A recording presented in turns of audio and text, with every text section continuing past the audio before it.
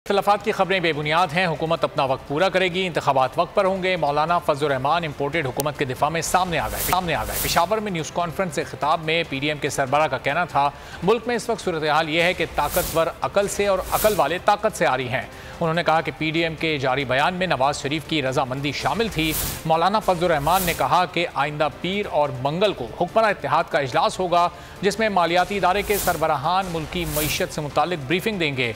PDM के सरबराह का यह भी कहना था कि फाटा के KP में इंजमाम से मसाइल में कमी के बजाय इजाफा हुआ है।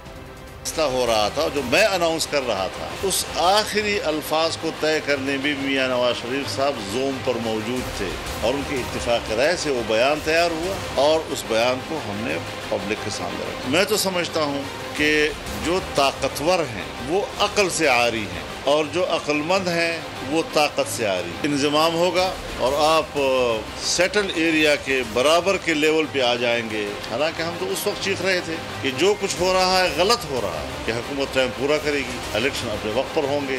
मंगल और बुध को फाइनेंस हो, पेट्रोलियम हो या जितने भी वो इदारे जिसका मुल्क की मईशत से ताल्लुक है, वो पूरी हुक्मरान पार्टी की जमातों को ब्रीफिंग देंगे और फिर पूरी हुक्मरान जमातें जो हैं वो उस ब्रीफिंग को सामने रखते हुए मईशत के इस्तेहकाम के लिए अगले इक़दामात का फैसला करें।